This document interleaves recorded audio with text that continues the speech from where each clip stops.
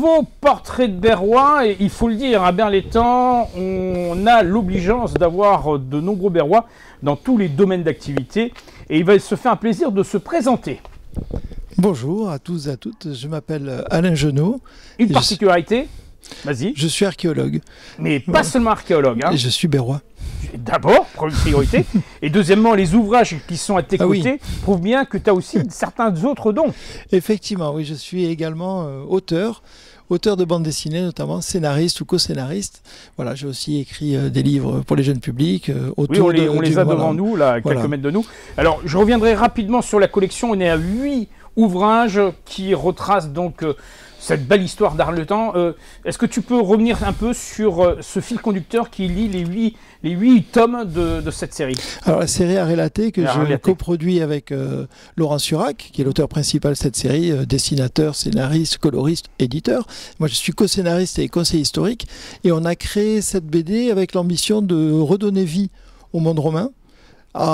Et en éclairant ce monde à travers ou grâce aux découvertes archéologiques qui ont pu être faites. Donc, nous sommes contemporains puisque on est dans une région très marquée par l'art romain. La romanité est très présente dans les Bouches-du-Rhône, hein, forcément. Même à Berre, on a des traces de romanité. Ça, on en parlera dans un instant. Et l'idée, c'était de pouvoir faire une vraie fiction, une vraie BD fictionnelle. Donc ça ne reprend pas du tout l'histoire avec son H majuscule.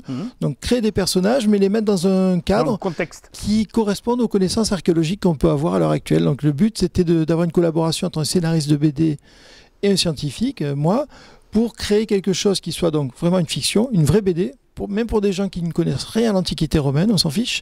Mais à travers ce livre, justement, et ces 8 tomes pour l'instant, leur permettre de découvrir ce monde romain. C'est une initiation à l'art romain. Le but, c'est ça, c'est d'immerger les gens dans un monde, dans une vie quotidienne, et qu'à travers les aventures de nos 2 héros principaux, ils puissent découvrir la vie quotidienne de ces Romains, comment est-ce qu'ils mangeaient, comment est-ce qu'ils se comportaient, comment ils s'habillaient, etc. Mais l'air de rien, c'est-à-dire en glissant des éléments à l'intérieur des BD. Voilà. On fait ça dans le soft. C'est une BD qui ne veut pas être une BD pédagogique. Elle n'est pas affichée comme ça, mais elle l'est parce que les gens sortent de cette lecture en ayant appris beaucoup de choses, et les retours des lecteurs qu'on peut avoir depuis maintenant plus de 10 ans vont dans ce sens. Les gens sont ravis parce qu'ils apprennent plein de choses sans s'en rendre compte. 8 tomes, donc ça gâche qu'il y en aura d'autres encore. Et il y en a un 9e qui est en cours de préparation, ce sera le dernier. On va clôturer la série. Voilà, on voulait avoir une histoire qui se termine, on ne voulait pas avoir une histoire à l'infini, donc le tome 9 marquera la fin de cette aventure. Voilà. Alors, autre volet important, et l'ouvrage est devant tes yeux, puisque il faut relater, il y a 25 ans, nous étions à quelques mètres du hameau de Saint-Estève pour découvrir des fouilles que tu as orchestrées.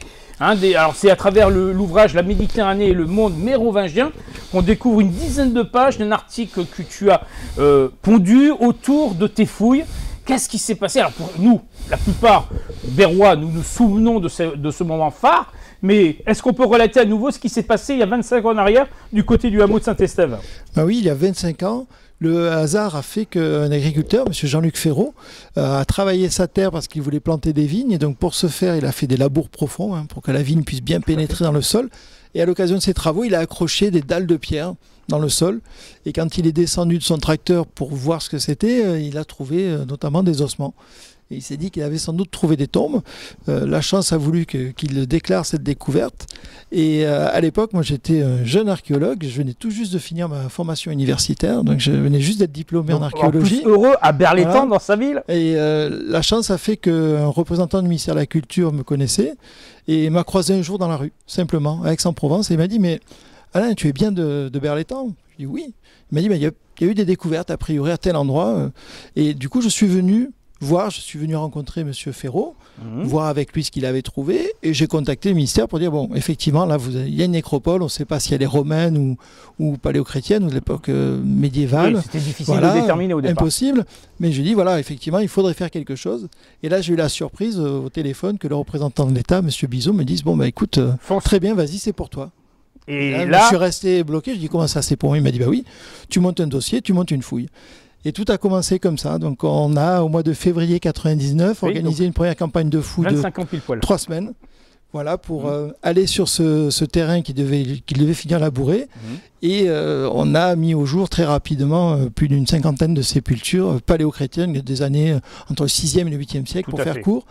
Et donc un gros cimetière médiéval, donc sur un secteur qui était totalement méconnu, on ne savait pas qu'il y avait des occupations humaines. On connaissait un certain emplacement, en tout cas un site qui pouvait être le site du début de l'occupation humaine sur les bords de l'étang. On a constaté qu'on était quand même en retrait vers Saint-Estève, donc ça voulait dire que les choses étaient très différentes à cette époque-là. Voilà, c'est ça. Donc on savait que le hameau de Saint-Estève devait être un héritier d'une chapelle dédiée à Saint-Étienne, une chapelle paléochrétienne, mais qui n'était pas connue.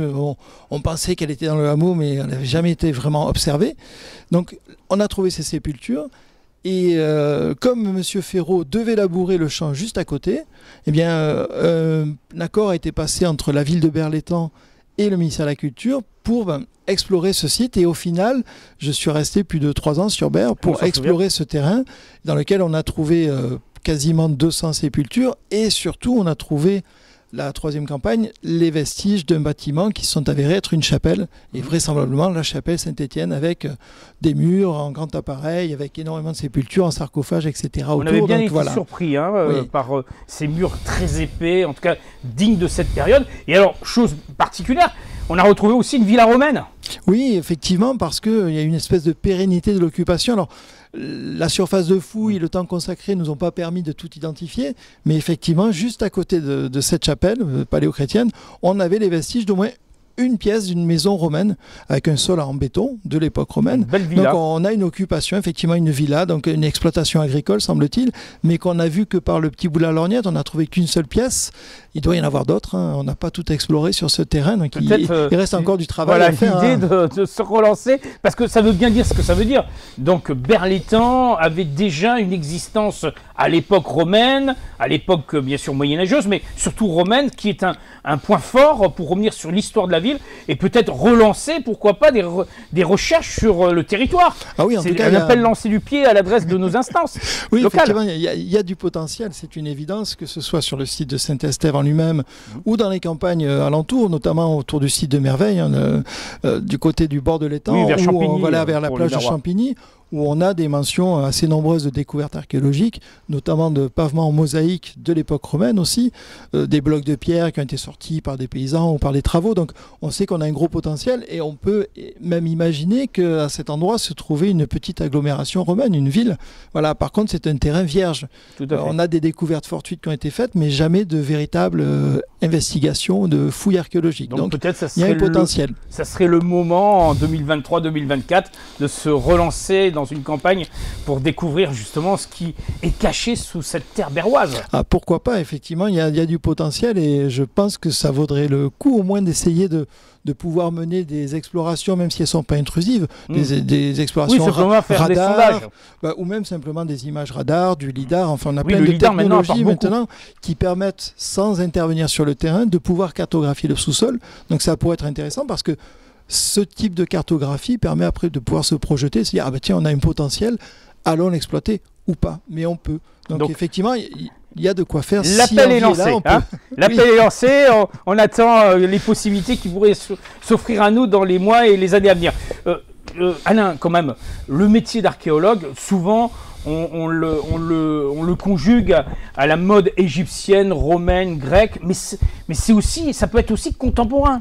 Ah bien évidemment, l'archéologie touche toutes les périodes historiques. On fait de l'archéologie industrielle, hein, donc on fouille des sites du début du XXe siècle. On a une archéologie de la Grande Guerre, donc tout ce qui est la guerre des tranchées de 14-18. Donc on peut fouiller des choses relativement contemporaines. On ne fouille pas ce qui nous touche directement, mais finalement un siècle en arrière. Donc l'archéologie, elle concerne à la fois les archives du sous-sol, mais les archives bâties également, parce qu'on a dans les centres anciens, il doit y en avoir ici dans le centre ancien de Berlétan, on a des murs qui sont encore en élévation et qui peuvent remonter pour certains au XIIe ou XIe siècle de notre ère. Et on peut faire de l'archéologie de ces élévations pour retrouver une partie de notre histoire, simplement parfois en décroûtant un mur.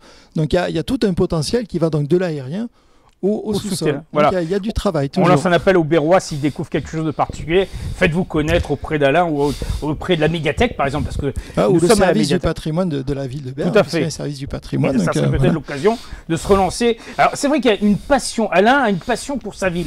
Hein, c'est vrai que chaque fois qu'il revient sur le territoire berrois, ben, c'est non seulement avec du sourire, mais avec des moments de partage, parce que ça rappelle beaucoup de souvenirs. Oui, moi j'ai grandi ici, j'ai fait toute ma scolarité à Berre, hein, le primaire, le collège, après je suis parti puisqu'il n'y a pas le lycée ici. Mais effectivement, moi j'ai grandi ici, mon père et mes parents ont toujours habité ici, ma sœur habite ici, et ma nièce aussi, du coup. Voilà, donc moi j'ai toujours un attachement à la ville de Berre-l'Étang. Je l'ai quitté un peu à contre-cœur quand mon contrat s'est arrêté en 2003. J'ai intégré avec une joie immense les équipes du musée départemental arlentique où je travaille depuis, hein, ça fait 25 ans que je travaille sur Arles. Pas très loin, ça. Mais voilà, effectivement, je garde voilà, cet attachement au cœur parce que c'est ma ville, j'ai grandi ici et parce que pour ce qui est de mon domaine, voilà, je sais qu'il y aurait des choses à faire et ce potentiel qui n'est pas exploité, bon, il est là, donc c'est pas détruit, c'est toujours présent, ça peut attendre encore. Mais je me dis que voilà, ce riche passé pourrait effectivement être mis en valeur. On pourrait trouver des choses vraiment intéressantes et se réapproprier cette histoire qui finalement est un peu évanescente et n'existe pas à ce jour. Je pense que l'appel a été entendu, en tout cas il sera entendu. Alain, l'année 2023, il y a des choses qui vont se faire dans cette année, en dehors de la sortie du 9e tome, bien sûr, de la série. Alors, pour ma part, moi je suis sur des dossiers d'études avec des collègues archéologues sur Arles. Je vais plonger dans le Rhône cet été, voilà, avec des collègues. Nous allons faire des fouilles archéologiques dans le Rhône à Arles.